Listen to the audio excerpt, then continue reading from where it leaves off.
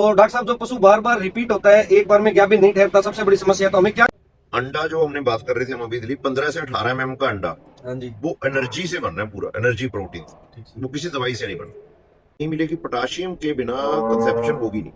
बल्कि 1 किलो अलसी को अच्छी तरह से रोस्ट कर लें उसमें कढ़ाई में हल्की हीट पे, 100 ग्राम डेली घी में डाल के दें, टीका गाभिन करवाने के बाद, टीका भरने के बाद, तो उससे बहुत अच्छे रिजल्ट मिलेंगे। और गुड़ वैसे भी जब पानी में भिगो के रख देते हैं, गुड़ शक्कर, वो ठंडाई का काम करता है। पोटाशियम के हमारे पास सबसे बढ़िया 2 चीजें हैं हमारे पास, गुड़ शक्कर और काढ़ा।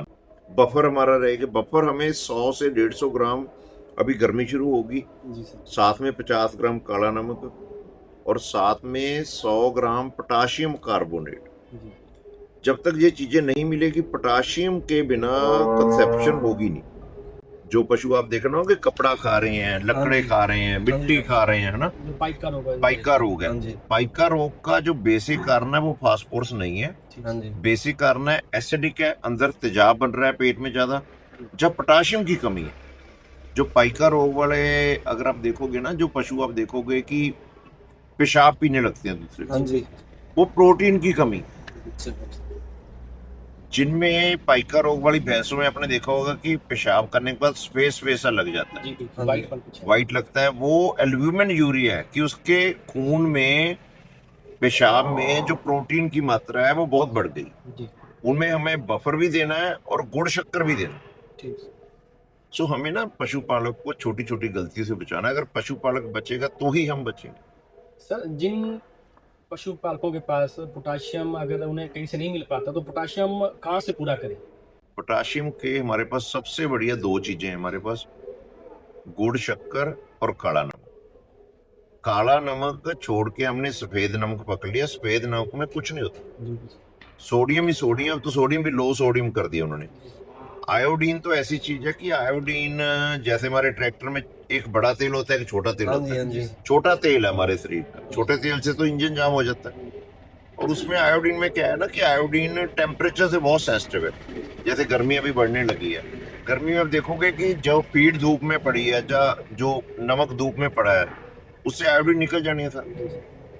काला नमक देना चाहिए। और साथ में कुछ देसी चीजें हम जो बात कर रहे थे ना, जैसे अलसी है, अगर आप 100 ग्राम अलसी को, बल्कि 1 किलो अलसी को अच्छी तरह से रोस्ट कर लें उसमें कढ़ाई में हल्की हीट पे, 100 ग्राम डेली घी में डाल के दें, टीका गाभिन करवाने के बाद, टीका भरने के बाद, तो उससे बहुत अच्छे रिजल्ट मिलेंगे। ओमेगा 3 है। अब ओमेगा 3 आप देखो कि कितनी महंगी चीज है ना।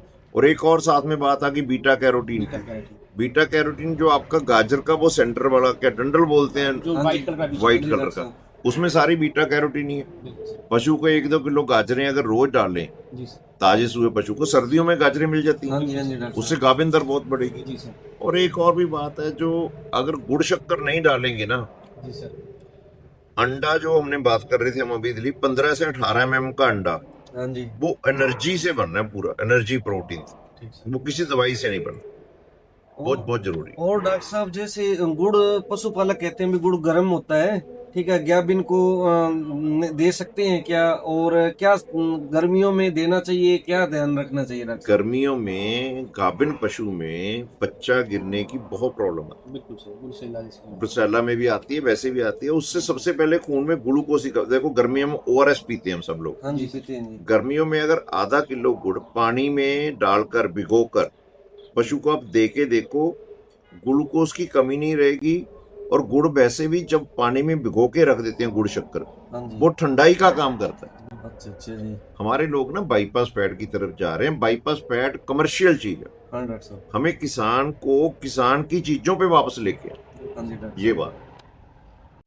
आपने 4th पार्ट देखा है, बाकी पार्ट देखिए, संपूर्ण ज्ञान हो जाएगा। पूरी सीरीज है पशुओं में बांझपन, रिपीट ब्रीडिंग की समस्या को ठीक करने के लिए। पूरी वीडियो देखोगे तभी आपको पूरा पता लगेगा। 100% समाधान बताया सुप्रसिद्ध डॉक्टर जीवन कुमार गुप्ता ने।